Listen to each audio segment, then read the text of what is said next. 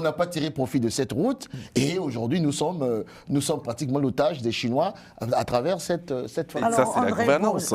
Ça, c'est la gouvernance. C'est-à-dire que pourquoi accepter de tels compromis? C'est ça le problème. On revient toujours au problème fondamental. Un problème de leadership. De leadership, oui. Mais en même temps, la fameuse notre projection à la promesse de l'Afrique qui serait un acteur incontournable, c'est pas un vain mot, il faut être pas pessimiste.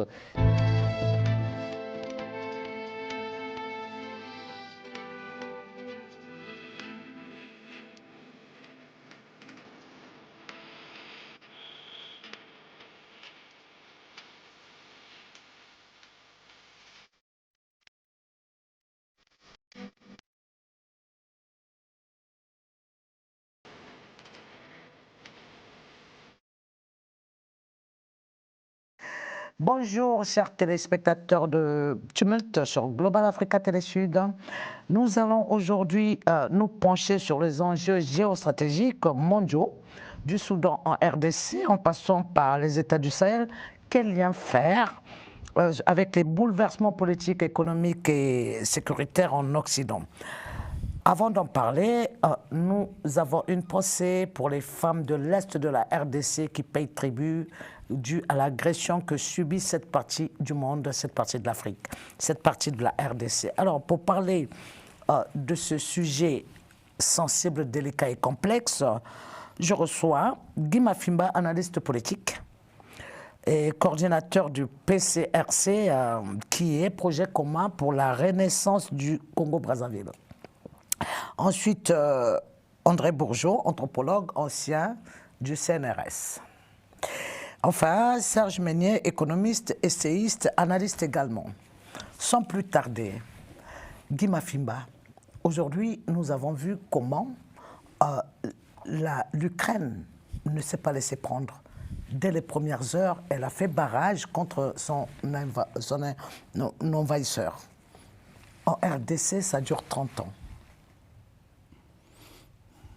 Alors, merci pour l'invitation déjà. Je dirais qu'on est passé d'un monde bipolaire après la chute du mur de Berlin. La mondialisation s'est imposée en nous. Et aujourd'hui, nous sommes dans un monde hyper diversifié, multipolaire, comme on le dit. Et dans un monde multipolaire, évidemment, il y a des revendications, des aspirations des différents peuples de la planète qui font en sorte que chacun cherche un positionnement. D'où on est parti du Sahel, en passant par le Soudan aujourd'hui, RDC et autres, et l'Ukraine. Et je peux dire par là que j'ai développé ce concept-là de Big Bang géostratégique. Je voyais venir ce Big Bang géostratégique. Parce il y a 7-8 ans hein, voilà, que vous êtes dans ce concept. Je suis dans je développais ce concept parce que pour moi, il y a des puissances émergentes. Il y a des puissances des pays du Golfe et l'Afrique, avec ses aspirations, une jeunesse, une population très très jeune. Tout ceci amplifié par la révolution numérique, d'où, je pense, ces conflits, on va y arriver, les conflits qui sont partis du Sahel, le Soudan, la RDC et aujourd'hui du côté de l'Ukraine et l'arrivée aussi de Trump aujourd'hui. On est dans ce bouleversement, on va y arriver. Oui, mais je vous ai posé la question de savoir comment avez-vous trouvé que l'Ukraine est restée imprenable hein, quasiment parce que le peuple a résisté. Ouais. Et depuis plus de 30 ans que ça dure en RDC, on n'a pas vu le même phénomène. Parce que tout simplement en RDC, les enjeux géostratégiques font en sorte que différentes puissances impérialistes, quand je dis impérialistes, ce n'est pas seulement l'Occident, la Chine et autres, faisant en sorte que celui qui a occasionné depuis 30 ans la guerre en RDC, ça dit Paul Kagame, avait le soutien d'un certain nombre de puissances. Et en cela, l'objectif c'était quoi? La balkanisation, la convoitise, parce que c'est une centralité géostratégique. D'où ça dure jusqu'aujourd'hui, parce que les puissances veulent. Par contre, quand vous comparez avec l'Ukraine, dès les premiers coups de feu, l'Occident, l'Union européenne a pris position pour résister face à la Russie, qui est aussi une puissance qui est dans ses visées impérialistes, en violant au passage la charte de l'Union africaine, l'agression d'un pays tierce par la Russie. André Bourgeaud, direz-vous aussi que la RDC est entourée de pays convoiteurs et que l'Ukraine est entourée de pays protecteurs? Non, je ne dirais pas dans ce sens. En revanche, je ferai référence au contexte au pluriel, géopolitique, qui ne sont pas du tout les mêmes. Donc ça veut dire que les enjeux sur l'Ukraine sont très différents des enjeux qu'il y a sur la République démocratique du Congo. J'en veux pour preuve, là ça pose le problème du rôle des institutions internationales issues de 1945. Quand vous avez un petit pays qui se permet de dire que le secrétaire général de l'ONU est persona non grata, je fais référence à l'Israël, le conflit avec le Hamas, c'est quand même le secrétaire général de l'ONU.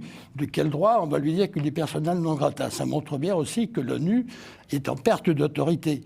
Si maintenant on fait la comparaison avec la République démocratique du Congo, c'est exactement le même problème. Il y a des négociations qui sont faites, l'ONU prend des sanctions, aucune sanction n'est appliquée contre le Rwanda.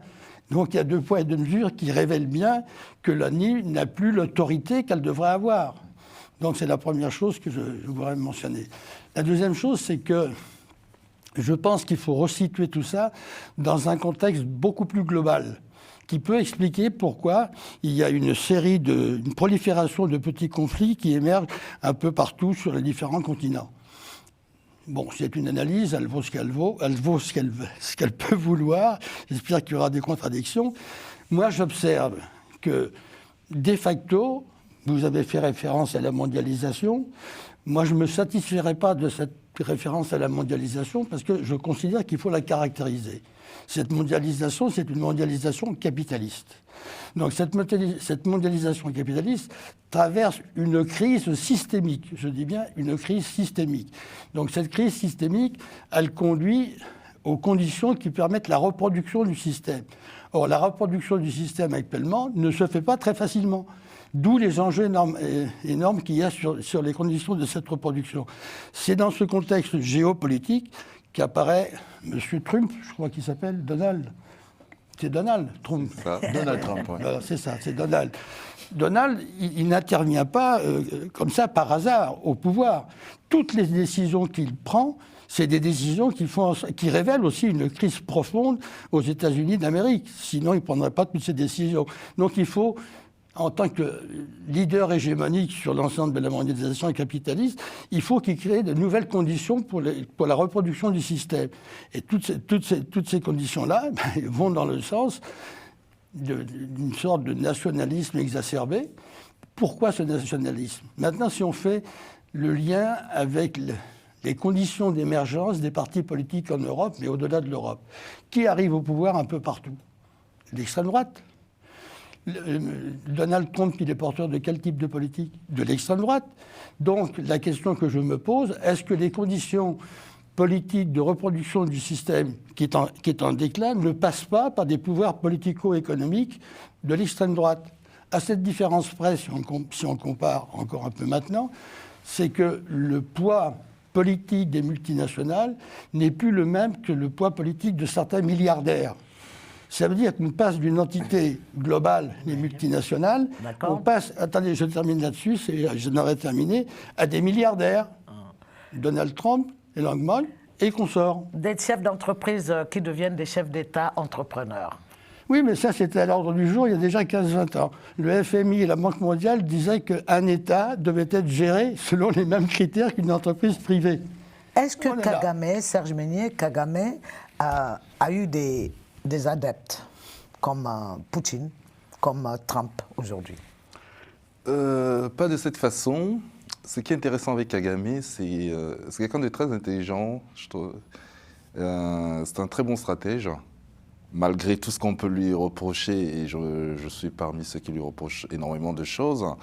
C'est qu'il a pu, c'est cynique d'ailleurs, exploiter déjà tout le passé de son pays pour justement faire une espèce de chantage à certains pays occidentaux. Et par les réformes internes qu'il a entreprises, la sécurité dans son pays, la structuration d'une armée efficace, il représente pour beaucoup de pays occidentaux quand même quelqu'un de fiable sur le terrain, ce qui n'est pas une ressource abondante en Afrique. Donc, le problème qu'ils ont actuellement, les Occidentaux, avec Kagame, c'est comment se débarrasser de quelqu'un, finalement, qui nous arrange sur pas mal de domaines. C'est-à-dire que sur le parcours des minerais qui sortent de la RDC, il y a une grosse quantité qui transite. Ça, c'est maintenant documenté par le Rwanda, c'est établi. Le Rwanda était premier producteur pendant plusieurs années, premier exportateur, pardon, du coltan et des minerais rares. À part l'étain, le tuptengen et autres, là, c'est plus, qu'il produit lui-même. Il a vendu de l'or et du coltan qu'il n'a pas. Hein. Il était premier exportateur, pardon. Oui, après, pour sa défense, il faut dire qu'il y a un atelier, une structure de transformation de cobalt en RDC. Au Rwanda. Mais effectivement, on sait bien que tout cela provient de la RDC. Maintenant, c'est établi. Donc, il y a ça. Il y a cet aspect. Au moment où, effectivement, l'économie mondiale a plus que besoin de ces minerais et qui sont convoités par tout le monde. Hein. Et c'est tout le problème. Il y a une course stratégique dans laquelle tout le monde, enfin tous les grands pays industrialisés sont lancés. Et le cas de Kagame est assez compliqué. De l'autre côté, il y a l'aspect sécuritaire, c'est-à-dire qu'il a eu...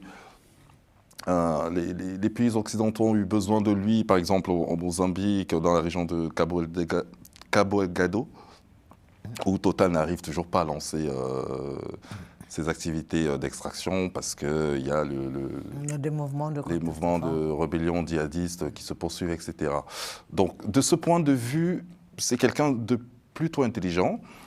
J'ai l'impression que là, il est arrivé à la limite d'un processus qui se retourne contre lui, et avec le risque de faire voler en éclats tout ce qu'il a essayé de construire, même au niveau communicationnel qui était quand même son fer de lance. Là, il y a pas mal de gens qui demandent à ce que les estampilles sur les maillots de foot dans les stades et tout soient retirées. Donc il y a un truc qui se passe là-dessus, mais c'est pas quelqu'un qui va tomber tout de suite parce que il reste quand même l'une des personnes la plus fiables de ce côté. C'est-à-dire que là, il y a un grand pays qui n'arrive pas à assumer sa sécurité et qui accuse un petit pays qui est le sien d'être responsable des déséquilibres locaux. On voit mal comment on pourrait avoir un partenaire plus fiable que ça du point de vue occidental là-dessus. Alors ça nous emmène à la question, Guy Mafumba, du pillage des ressources de la RDC. Là, nous avons vu l'Union européenne signer des accords avec, auparavant, la RDC elle-même, certains autres pays, avec les Canadiens, les pays de l'Amérique latine, pour entre autres aussi, la traçabilité des ressources et pour savoir qui produit quoi ou ne produit pas quoi avant de l'injecter sur le marché international. Qu'en pensez-vous? Avant d'arriver à votre question, je voudrais dire un mot par rapport à ce que disait Serge tout à l'heure. Parler le mot intelligence. Non, je pense que il faut dire les mots. C'est du cynisme. Il l'a dit aussi. Hein. Oui, c'est du cynisme pur et simple. C'est ce qu'il a dit aussi.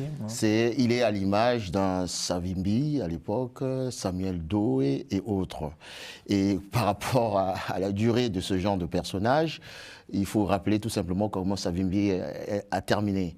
Et malheureusement, pour le continent qui est le nôtre, monsieur disait tout à l'heure, nous étions à une évolution où il y a le retour du nationalisme, des connivences entre des systèmes autoritaires avec les multinationales ou le capitalisme dans sa forme la plus cynique. Et on a besoin des gens comme Paul Kagame. Et donc pour revenir là, à cette histoire de prédation de l'Est de la RDC par l'agression rwandaise, Mais en réalité, je pense, et c'est là où je reviens sur mon concept de Big Bang géostratégique, on est arrivé à la fin d'un cycle. La fin d'un cycle, c'est quoi? C'est cette capacité maintenant des pays africains, notamment en RDC, avec l'amplification de la révolution numérique, de comprendre qui fait quoi, qui fait quoi. Et d'où cette prise de conscience, d'où cette capacité de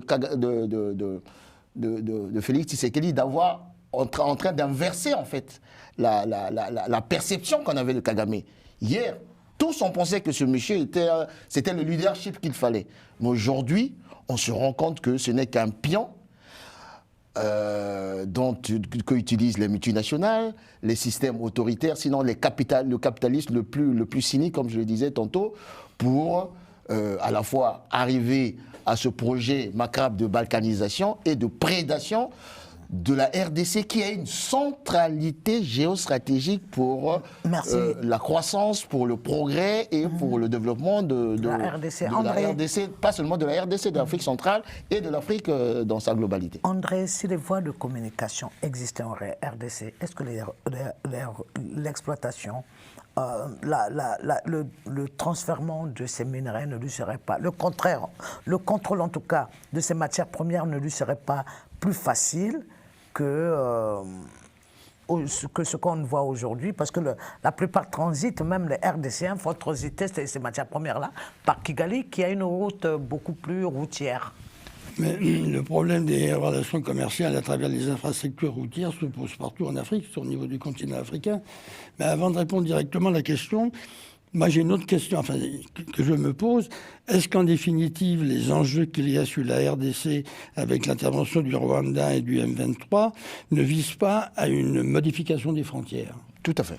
Si effectivement ça concerne implicitement ou explicitement une modification des frontières, ça veut bien dire qu'il y a des enjeux de territorialité sur les ressources extractives que cette territorialité possède. C'est le fond du problème. Donc c'est aussi une manière de créer les conditions de la reproduction du système. Et effectivement, pour ce faire, je vais dans votre sens, il faut des hommes adéquats. Kagame pour le Rwanda, Trump pour les États-Unis d'Amérique, comme Madame Le Pen, je crois, Marine de son prénom, et comme ça prolifère, y compris au niveau de l'Europe. Donc il y a une modification des rapports de force au niveau global qui fait en sorte qu'actuellement, on ne peut plus raisonner avec le vocabulaire que l'on avait il y a encore 1 ou 2 ans sur les politiques des blocs. Les politiques des blocs n'existent plus, de mon point de vue. En tout cas, on ne peut pas les utiliser comme validité opératoire pour faire des analyses de géopolitique en relation avec la géostratégie. Pourquoi je dis ça? Parce qu'il y a quand même 2 facteurs qui me paraissent importants. C'est l'apparition de l'Organisation de la coopération de Shanghai, créée en 2001, avec deux leaders qui apparaissent partout, ça veut dire la Chine et la Russie, créés en 2001, d'abord pour protéger sécuriser les 4300 km de frontières communes entre la Chine et la Russie, mais aussi pour stabiliser les pouvoirs politiques de l'Asie centrale après la chute de l'Union soviétique. Maintenant, je crois qu'il y a un lien à faire avec l'entité des BRICS. Les BRICS, c'est pas n'importe quoi, on n'en parle pas, mais c'est un concurrent important qui remet en cause l'hégémonie du dollar. Donc, face à ces situations qui prévalent actuellement, qu'est-ce qu'il faut faire? Effectivement, pour créer les conditions de la reproduction du système, il faut des régimes forts. Alors, là où il y a une contradiction, et ça, c'est quelque chose quand même qui me perturbe et je n'ai pas de réponse, pourquoi cette alliance, je ne sais pas ce que vous dire, mais en tout cas ce rapprochement entre la politique des États-Unis et la Russie, si la stratégie de M. Trump, ça consiste à dire, mais si je me rapproche de la Russie... C'est pas Trump, c'est Trump. Mais je peux dire Trump, si j'ai envie de dire Trump, non? D'accord. Merci. Non, j'ai oublié son prénom, mais je peux dire aussi Donald. Voilà, donc ça nous permet si sa stratégie vise à fissurer l'entente entre la Russie et la Chine, je pense qu'il se plante. Il se plante. D'accord.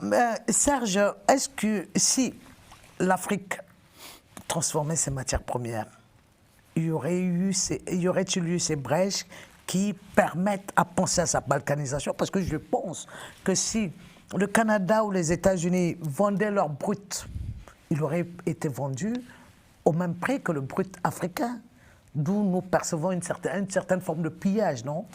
Le problème de l'Afrique, enfin, moi, c'est justement ce que j'ai tendance à récuser certains débats et certains tests, parce que on parle de tout en Afrique et on évoque très peu souvent les origines du problème africain. C'est-à-dire que le problème principal de l'Afrique, là, ça reste un problème de gouvernance. C'est-à-dire que l'Afrique est là depuis 1960 parce que la gouvernance a failli. C'est-à-dire que on peut trouver des exemples, des influences de part et d'autre. Le capitalisme, par essence, est cynique. C'est-à-dire que ça, c'est comme ça, on ne pourra pas le changer. Le capitalisme parfait qui correspond à tout le monde, ça n'existe pas.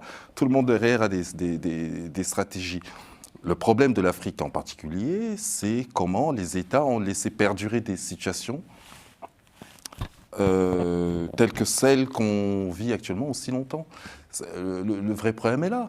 Et on arrive à des situations où il y a une perte de contrôle totale du contrôle des États qui n'ont aucune influence sur rien et qui sont à la merci de tous les prédateurs. Et encore, je ne suis pas toujours très à l'aise avec ce mot, parce qu'on est tous prédateurs de quelqu'un ou de quelque chose à un moment. Et le problème pour moi, c'est là. C'est-à-dire que tant qu'on ne règle pas le problème de la gouvernance, on n'arrivera pas. Il y a deux façons dont certains chercheurs ont tendance à classer les comportements et les sujets et les objectifs des pays qui réussissent et des pays qui ne réussissent pas. Je ne reviens pas sur le livre d'Acemoglu sur pourquoi les nations échouent, mais il y a un autre modèle où on parle des variables incontrôlables. La géographie, l'histoire, les matières premières, et de l'autre côté, les variables contrôlables. Serge, on y reviendra dans la deuxième partie de notre émission. Je rappelle qu'après l'Afrique face au cynisme climatique, vous êtes encore auteur de l'Afrique n'est pas une promesse. Parce que vous dites là-dedans, en quelque sorte, que depuis le temps qu'on parle d'Afrique, continent de l'avenir, aucun mécanisme n'est mis en place pour en parler. Nous y reviendrons. En attendant, une pensée pour les femmes de l'Est, de la RDC, qui payent tribut. Je rappelle que nous sommes encore dans la continuité de la célébration du 8 mars, journée internationale de la femme. Dans quelques secondes, en attendant, n'oubliez pas d'aller vous abonner sur notre compte YouTube. On a besoin de vous. Merci.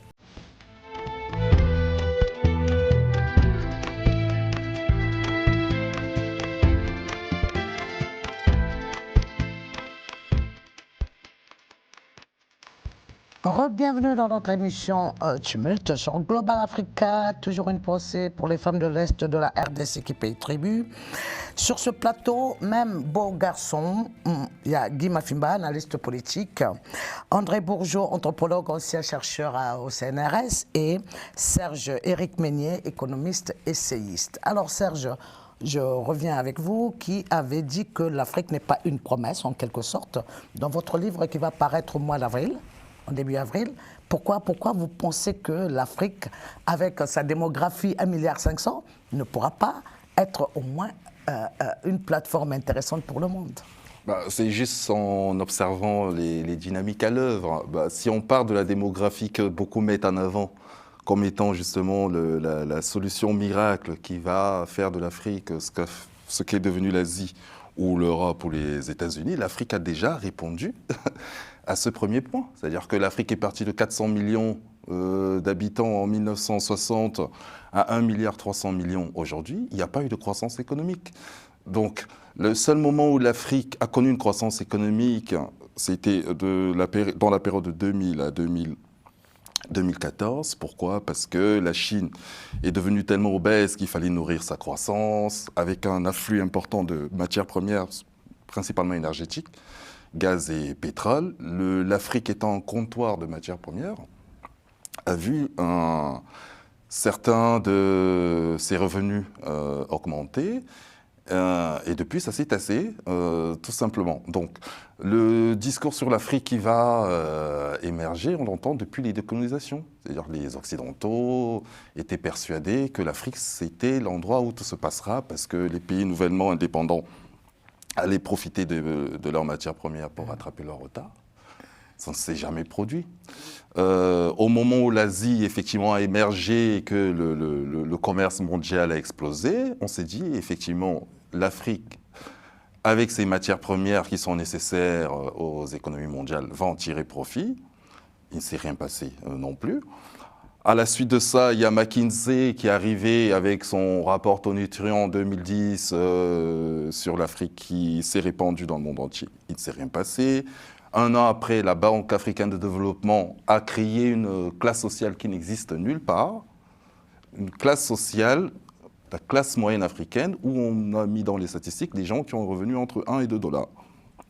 Là, pareil. Grosse vague d'afro-optimisme, les Américains, parce qu'ils n'ont pas besoin de grand-chose, ils voient juste les chiffres, on leur dit il y a 350 millions de personnes dans la classe moyenne à cet endroit, ils foncent. Ils sont arrivés, ils se sont rendus compte qu'effectivement, ce n'était pas ça. Et c'est ce qu'on vit aujourd'hui. À côté de ça, il y a deux choses qui n'existaient pas avant, dont l'Afrique souffre énormément. C'est-à-dire que le défi sécuritaire était devenu tellement important et hors de contrôle. Et il y a le changement climatique qui, lui aussi, est devenu extrêmement agressif. Deux éléments dont l'Afrique n'a aucun moyen de se défendre. Strictement aucun. Et à côté de ça, il y a les problèmes qui étaient déjà existants plutôt, c'est-à-dire que la pauvreté, la corruption, l'analphabétisme, le manque d'infrastructures, etc. Au moment où les économies mondiales se replient et deviennent de plus en plus agressives et cyniques par rapport à leur stratégie, parce qu'elles ont, elles, un carnet à remplir, à répondre à des engagements qu'ils ont pris dans leur pays, et sont prêts à tout pour y arriver. Et à côté de ça, l'Afrique n'a quasiment aucune chance. Moi, je pars juste d'un constat purement factuel. En dehors de tout le bruit médiatique qui se construit, etc. D'ailleurs, il n'y a jamais personne qui arrivera en même temps à dire pourquoi l'Afrique, c'est l'avenir, et en même temps à démontrer pourquoi. C'est quand même, c'est l'une des étrangetés aussi de ce monde, c'est-à-dire qu'on peut annoncer quelque chose sans avoir un élément pour le démontrer. Guy Mafima, justement, Serge nous parle de défis sécuritaires, on voit le bouleversement dans le Sahel. Quelle lecture faites-vous en faites? Et qu'à l'heure actuelle, on voit que, par exemple, le Mali qui demande de la participation du peuple en faisant ponction sur les transferts à hauteur de 10% des transferts que feront les gens pour leurs parents démunis dans le pays. On en arrive à là, alors qu'il y avait quand même une convergence de pays qu'on a chassés parce qu'on a pensé qu'ils sont prédateurs, que ces pays sont des pays prédateurs. Et aujourd'hui, est-ce que vous pensez que, comme Salif Keïta vient de le dire sur les médias aujourd'hui, que c'est un bouleversement nécessaire pour pouvoir s'en sortir demain, ou est-ce que ça va perturber? Il faudrait des forces, des intelligences endogènes, exogènes aussi, pour pouvoir sortir de la crise sécuritaire dans cette partie de l'Afrique. Je m'accroche à ce que vous venez de dire à la fin. Bouleversement nécessaire, des intelligences endogènes et exogènes. Je m'accroche à ça pour dire, pour me départir de l'approche de mon frère Serge. Parce que tout simplement, je tiens à dire, première chose, l'Afrique est plurielle. Lorsqu'on dit l'Afrique, c'est pas... Non, l'Afrique est plurielle. Moi, j'ai beaucoup voyagé lorsque j'étais au tourisme. Lorsque vous allez en Afrique australe, vous voyez cette promesse-là arriver, se réaliser. Dans un pays comme Botswana, en Afrique du Sud. Donc l'Afrique est plurielle. Un, deux, les fameuses dynamiques. L'Afrique sort de l'indépendance. Le Soudan, qui est du Sahel aussi, qui est un pays sahélien aussi, s'est vu fracturé. La partie aurifère se trouve entre les mains des rebelles aujourd'hui. J'arrive. Deuxième chose, les dynamiques. L'Afrique sort de l'indépendance dans une espèce de vassalisation. Dans le monde bipolaire, on nous a cloisonnés. Et depuis, il y a des générations qui sont en train d'arriver et on oublie souvent qu'il y a une révolution qui, nous, aujourd'hui, est en train de nous servir, c'est la révolution numérique. Mon jeune gamin qui est quelque part à Ifondo là-bas, même s'il n'est pas parti à l'école, à travers Internet, il est en train de voir, mais pourquoi eux, ils sont dans les voitures, moi, j'y suis pas. Et cette révolution numérique, aujourd'hui, a permis à accélérer les mentalités dans le sens où aujourd'hui les aspirations, ce que mon cher ami Jean-Claude Félix Tchikaya appelle la géopolitique des peuples, les aspirations à la souveraineté. Aujourd'hui, imaginez un seul instant, il y a 10 ans de cela, qui pouvait imaginer que toute une jeunesse africaine dise on ne veut plus de base française? Qui le pouvait imaginer? Mais c'est l'accélération à travers les révolutions numériques. Donc il y a une dynamique nouvelle à la souveraineté, à la liberté. Mais secondo, il y a une nouvelle dynamique aujourd'hui. Vous avez parlé des intelligences endogènes et exogènes. C'est là où je vais rejoindre mon frère. Il nous manque des fight tanks. Raison pour laquelle on s'attache à quoi? Ce qu'a dit la Banque mondiale. Mais si nous avions nos fight tanks qui pouvaient penser pour nous à travers les données que nous avons en interne, je prends un exemple pour terminer, pour illustrer cela. Aujourd'hui, quand la RDC dit nous sommes le pays solution en matière de transition énergétique, ce qu'ils disent est vrai. Qui aujourd'hui pense réfléchir sur le crédit carbone? Le crédit carbone qui sera demain le pétrole. Qui réfléchit? Qui réfléchit à former des cadres africains, des jeunes africains pour gérer les marchés sur le crédit carbone? Personne. Qui réfléchit par exemple pour transformer les matières premières rares?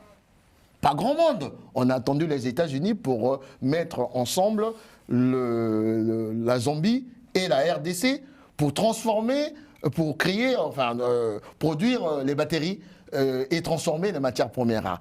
Voilà, il nous manque. Donc il y a trois phases.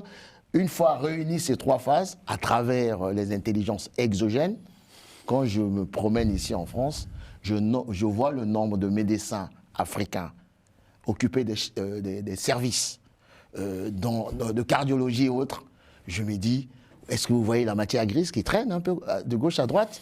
Et une fois oui, mais justement, revenue, cette fuite de cerveau pose quand même problème.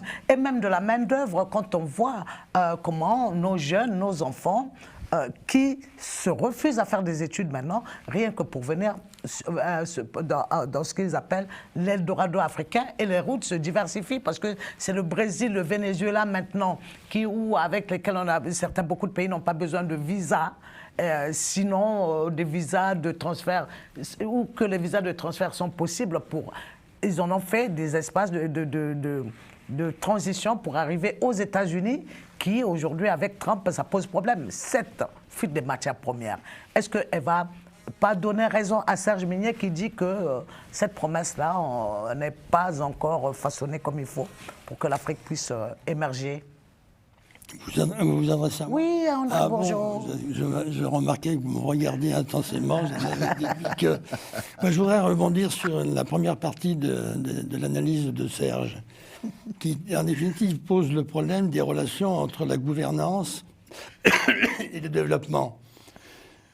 Tout à l'heure, j'ai oublié de mentionner que l'Afrique, en tout cas du point de vue de la politique française, était considérée comme étant un réservoir, et que la politique française intervenait dans ce réservoir quand elle avait intérêt à intervenir, sur ses propres intérêts à l'ex-puissance coloniale, mais certainement pas pour le développement endogène, sinon ça se saurait.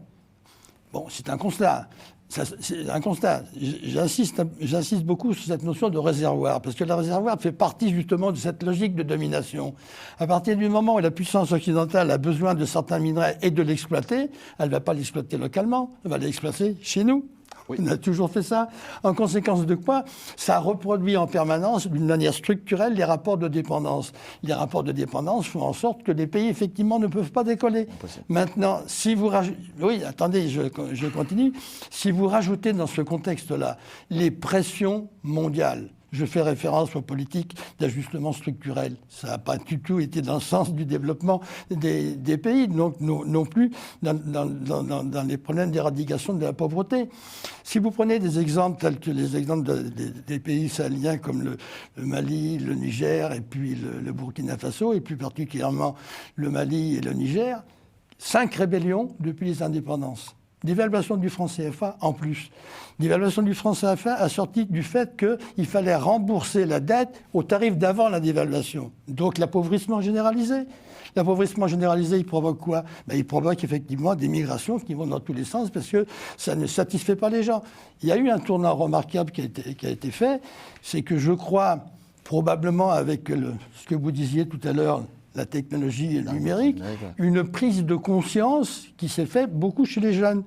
Et cette prise de conscience a débouché sur, Attendez, André, sur le prise rejet. de conscience, vous dites, ou en tout cas ce que nous observons sur les réseaux sociaux, il y a beaucoup plus de une compréhension certes des enjeux, mais le narratif créé ne ressortit pas plus du populisme que de la réalité. Oui, Guy, allez-y. Non, il avait la parole, c'était pour dire, non, il faut le- nuancer. Lorsqu'il y a une dynamique, il y a toujours une portion qui est dans le populisme, mais oui. il y a une portion rationnelle Absolument. qui D'accord. a compris Continuez ces alors. enjeux. C'est la raison Voilà. pour laquelle Voilà. j'allais continuer là-dessus, c'est que lorsque j'entends un discours, qui est le discours occidental qui légitime comment dire, le départ ou l'exclusion des forces militaires françaises, etc., et qui a un recours à une notion psychologique qui est l'émotion. Je veux dire, on se fout de la gueule de qui? C'est une insulte. C'est pas du tout une émotion Pas du tout. anti-française, c'est un rejet de la politique française. C'est complètement différent. Donc si on fait l'analyse que c'est un rejet de la politique française, ce rejet, il s'appuie sur des réalités concrètes. Tout à fait. Ces réalités concrètes, elles participent d'une prise de conscience qui n'est pas nécessairement une prise de conscience politique globale, mais qui se rend compte des dégâts qui ont été commis par l'ancienne puissance coloniale. Je crois qu'autrefois, on parlait de néocolonialisme. Je pense que le terme a toujours une validité opératoire pour montrer que le néocolonialisme a fait en sorte que le continent africain ou une partie des États africains ne pouvait pas se développer. Ce n'était pas dans les stratégies, ce n'était pas dans les dynamiques politiques et économiques de la colonisation. Du tout. Comment voulez-vous que ça parte? Mais de l'autre côté, on va... Une question, Serge, je vais formuler une question. C'est-à-dire, il y a divers prédateurs aujourd'hui. Les Africains, les pays ont diversifié leurs partenaires. Mais il y a une partenaire qui fait quand même 250 milliards avec l'Afrique, contre la France, qui a une visibilité dans les consciences, et audible et visible dans les consciences africaines, qui n'a que 66 milliards d'échanges avec l'Afrique. Alors, est-ce que la Chine est plus intelligente que la France? Elle arrive à négocier en faisant fi des droits de l'homme, pourtant, et à passer au travers des yeux et des consciences des Africains. La Chine a beaucoup d'avantages et elle a aussi beaucoup de points réfléchis. L'avantage qu'elle a, c'est que c'est une grosse puissance industrielle, donc elle a beaucoup à vendre. Elle a accumulé énormément de cash, donc elle a beaucoup à prêter. Sauf qu'elle arrive en Afrique où, effectivement, la France, qui était au moins sur 14 pays censés être avantagée du fait de la colonisation, etc., perd pied. Parce qu'elle a en face d'elle un pays beaucoup plus intelligent. Donc, ce qui veut dire qu'en réalité, la place de la France, de la colonisation, etc., n'aide pas en réalité. C'est-à-dire qu'on revient toujours sur les stratégies qui sont à l'œuvre. Pourquoi la Chine arrive à s'installer sur le marché africain? Parce qu'elle fait des produits adaptés. C'est-à-dire que les téléphones, elle refait de l'iPhone, mais sans la pomme. C'est-à-dire que la qualité est la même, mais beaucoup moins chère. Ses produits sont adaptés. Elle est beaucoup plus agressive, elle est beaucoup plus présente, etc. Elle a moins de contraintes pour faire des prêts, etc. C'est comme ça qu'elle s'est imposée sur effectivement, au niveau des droits de l'homme également, etc. Ça joue aussi. C'est ça le problème. Mais surtout, ce que ça montre, c'est que la position de la France n'était donc pas si exceptionnelle que ça. Si elle se fait balayer par la Chine qui arrive quasiment parmi les derniers sur ce continent. Ça sera le dernier mot pour cette deuxième partie de l'émission. Nous reviendrons justement où Guy Mafimba et André auront l'occasion de rebondir. Pour le moment, une pensée forte pour les femmes de l'Est de la RDC. Et dans quelques instants, nous revenons. En attendant, n'oubliez pas, objectif 10 millions de vues pour les plus de 100 000 que nous avons déjà sur notre YouTube, le YouTube de Global Africa Télé Sud. À tout de suite.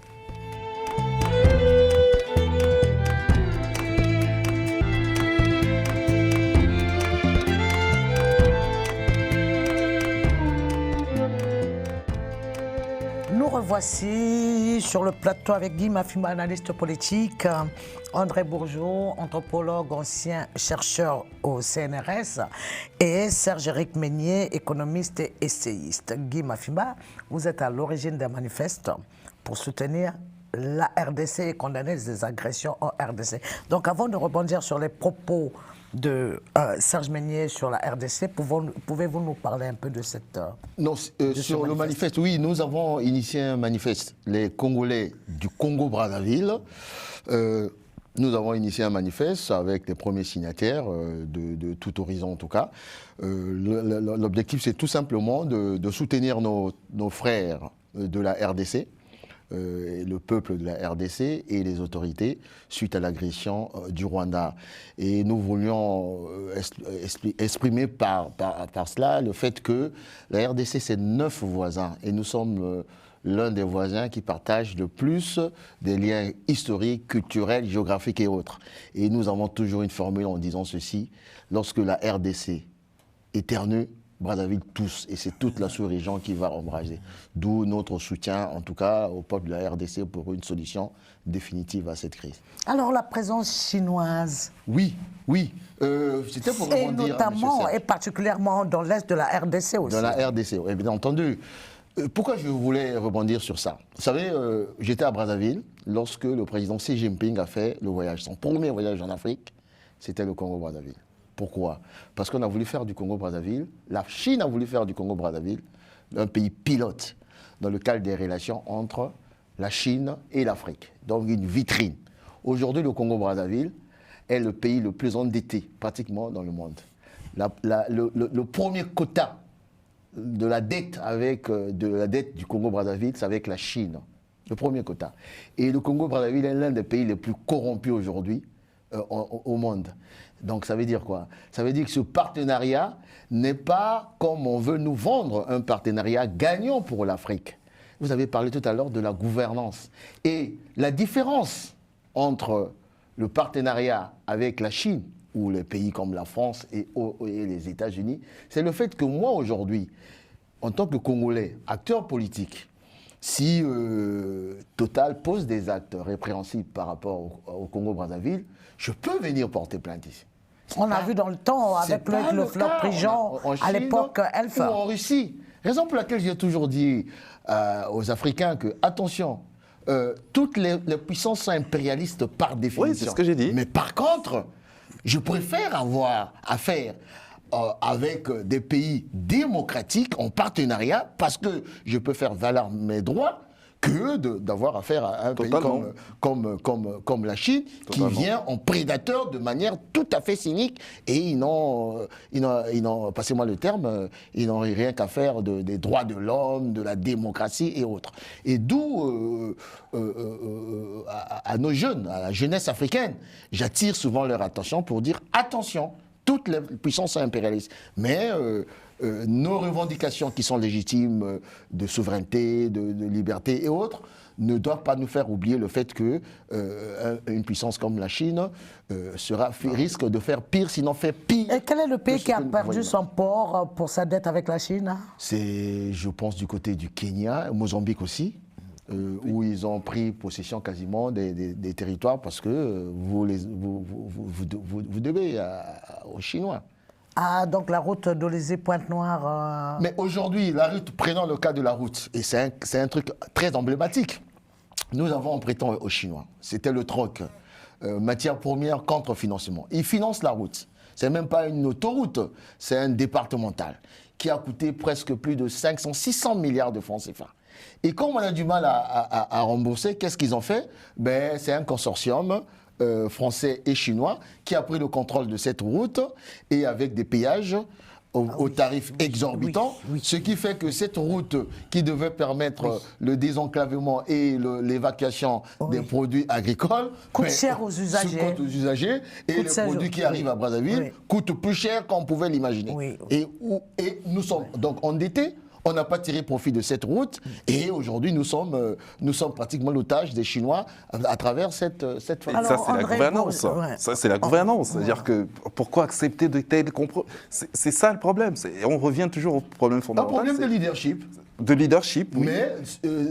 Mais en même temps, la fameuse notre projection à la promesse de l'Afrique qui serait un acteur incontournable, c'est pas un vain mot. Il faut être pas pessimiste. Il faut gagner le pari de la gouvernance. Et c'est là où, véritablement, on ne peut pas exonérer, comme disait tout à l'heure Sandré, on ne peut pas exonérer le rôle néfaste que jouent les puissances, notamment en nous imposant. Parce que, quoi qu'on dise, beaucoup de ces chefs d'État qui sont chez nous, là, ils sont imposés de l'extérieur. Ce que moi j'ai subi aujourd'hui au Congo-Brazzaville. Alors, Si je rentre dans les c'est détails, intéressant, on permet à André Bourgeot, qui est à peu près d'accord que les chefs d'État sont des hommes liges, les chefs d'État africains, des chefs d'État africains sont des hommes liges de certaines puissances africaines, parce que je ne dirais pas tous, car je ne vois pas comment Ramaphosa obéirait à une autre puissance que le peuple qui est son souverain primaire. Non, je voulais simplement citer un exemple pour aller dans la continuité des propos tenus par Serge. La recherche pétrolière au Niger était faite entre autres par Exxon. Exxon avait trouvé des gisements pétrolifères très importants dans la région de Bilma. Le pouvoir politique en place, je crois que c'était déjà Issoufou, Mahamadou Issoufou, négociait l'intervention de l'extraction du pétrole dans la région de Bilma. Exxon a dit, d'accord, nous on extrait, mais on ne va pas vous transformer, on ne va pas vous créer une raffinerie. Ah, vous ne nous créez pas de raffinerie, les Chinois arrivent, ils disent, ah, vous voulez une raffinerie? On va vous faire une raffinerie. Ça veut dire aussi que la nature de la coopération n'est pas du tout la même. Dans ce cas précis, ça ne veut pas pour autant dire qu'il faut avoir une conception angélique de la Chine. Voilà. Pas du tout. Mais ça veut dire qu'elle prend en considération le point de vue des États concernés. Et ça, c'est quand même quelque chose de nouveau par rapport à l'ancien état d'esprit de coopération à l'époque de la politique française. Ça, c'est quand même quelque chose qui est important, d'une part. Mais par rapport à ce point de vue, ce qui nous revient de Luc Le Floch-Prigent, c'est qu'il a proposé au Congo, de l'époque de Elf, de construire une raffinerie. Mais lorsqu'il est venu, il a trouvé, selon lui, des fonds à l'Élysée qui permettaient de soudoyer des chefs d'État qui ont préféré ces fonds-là à la création d'une raffinerie. Et quand bien même elle a été créée, cette raffinerie, elle a tombé sur les mains qui contrôlent pour le clan et autre chose.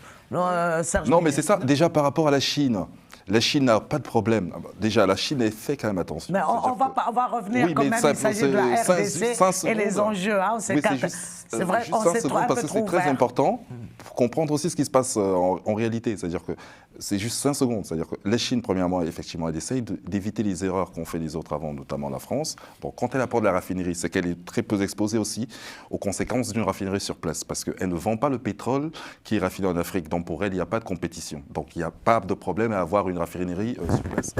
La majorité du pétrole qu'elle importe va directement dans les entreprises chinoises pour faire tourner l'économie. Donc pour elles, la raffinerie en Afrique, ce n'est pas un problème. Pour les entreprises françaises, c'est différent. Elles avaient des réseaux de distribution. Avoir certains pays avec des raffineries, ça crée de la concurrence. C'est en gros financer mes concurrents. Ce qui était, voilà, cynique ou pas, chacun décidera.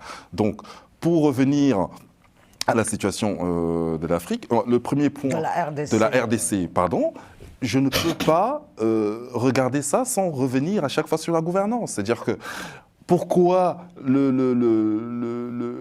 Rwanda, que je ne défends pas particulièrement, arrive, après tout ce qu'il a vécu, à être plutôt stable et à représenter une menace pour la RDC, c'est parce qu'il s'est organisé. Pourquoi la RDC n'arrive pas à faire autant? C'est parce qu'elle ne s'est pas organisée. Je pense que le problème déjà vient de là, à la base. Effectivement, les prédations, ça viendra de partout. Je ne défends pas la Chine, je ne défends pas l'Inde, je ne défends pas les Émirats, etc. Chacun veut sa part du gâteau. C'est la nature telle qu'elle est, il faut l'accepter, tout simplement. Mais tant qu'on ne met pas en avant le problème de la gouvernance, on restera à la même place. Tout ce qui a changé par rapport à l'Afrique et à l'Asie au moment des indépendances, c'est que les deux régions du monde ont pris deux trajectoires complètement différentes. De l'autre côté, il y a eu des mécanismes de gouvernance très durs, précis, rigoureux, avec des contrôles à toutes les étapes qui ont été faits en Asie. Ils ont investi dans l'éducation, l'industrialisation, la formation des élites, l'investissement. En Afrique, ça n'a pas du tout été le cas. Combien d'écoles ont été construites en Afrique après les indépendances? Combien de postes de police ont été construits en Afrique après les indépendances? Le problème est là. Moi, j'ai eu un débat en 2004, c'était dans le cadre de la France-Afrique, où je disais que ce à quoi m'ont fait penser les attentats du 11 septembre, c'est que l'Afrique deviendra un jour l'épicentre du terrorisme mondial. Et tout le monde a rigolé. Il y a un chercheur qui m'a dit je disais n'importe quoi parce que lui, il était chercheur. Et pourquoi moi j'avais décidé d'avoir cette position? Tout simplement parce que quand on connaît un peu l'Afrique et qu'on connaît le phénomène des coupeurs de route, on se demande comment l'Afrique n'a pas été beaucoup plus tôt l'épicentre du terrorisme. Parce qu'il y a des régions en Afrique où les gens n'ont jamais vu un policier, où les gens n'ont jamais vu une gendarmerie. Des espaces où on peut se balader pendant 2 heures sans rencontrer un animal, un arbre, une voiture, où il n'y a rien, on est carrément en plein désert.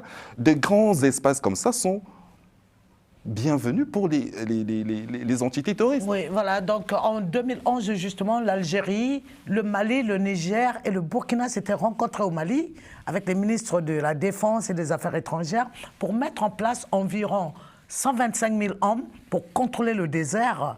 Et ça n'a jamais eu lieu. Vous pouvez retrouver cet article qui était de moi sur Reuters et qui est sur Wikileaks, traqué par la structure NSA qui l'avait traqué, qui se retrouve là-bas. Donc, mais depuis 2011 jusqu'à présent, c'est-à-dire il y avait une dynamique de cette région-là, de ces pays-là, pour mettre quelque chose sur la bande de cette bande désertique qui a environ 800 000, 8 millions de kilomètres carrés. Je ne me rappelle plus des chiffres, et qui est incontrôlable. Est-ce que cela est aussi dû des faits des Occidentaux ou c'est une faiblesse africaine? En tout cas, je voudrais avoir quelques solutions. Mon approche. Prenons le cas de la RDC. La RDC a commencé à flamber la sécurité lorsque les États-Unis ont décidé d'imposer le leadership incarné à l'époque par Paul Kagame et Museveni. C'est comme ça que il y a eu malheureusement ce génocide et les Hutus, entre guillemets, se sont retrouvés à la demande de l'Occident, on demande comment on dit ça, de l'ONU, d'héberger les Hutus et depuis 30 ans, tout est parti de là. C'est-à-dire qu'on a voulu déboulonner Mobutu qui ne faisait plus l'affaire, entre guillemets. Vous repartez dans le Sahel, c'est régler la crise, traiter le phénomène, entre guillemets, Kadhafi, n'est-ce pas? Parce qu'on devait régler des comptes, entre guillemets, avec Kadhafi, et ça s'est transformé en cette dispersion des armes et autres, on se retrouve. Donc, généralement, ça part de l'étranger qui, pour des raisons ou d'autres, le cas de la RDC, c'était quoi? Il fallait imposer un homme... Attendez, c'est-à-dire, vous qui réfléchissez, vous voyez très bien les mécanismes qu'il faut pour ne pas arriver à créer des brèches pour que des acteurs néfastes, exogènes, y pénètrent. Pourquoi, depuis 65 ans d'indépendance, nous, Africains, nous ne voyons pas toute cette manipulation, tous ces prédateurs et tout ce qui nuit à l'Afrique? Qu'est-ce qu'il nous faut? Est-ce que nous avons les legs avec les nations, l'Union africaine? Qu'est-ce qu'il nous faut? Je vais vous prendre encore un exemple. Ouais. Je préfère illustrer par un exemple. Mandela en prison. Tout le monde avait prophétisé que l'Afrique du Sud allait imploser. Parce qu'il s'imaginait, Mandela va sortir de prison, il va mettre en place la loi du talion. Il a eu l'intelligence.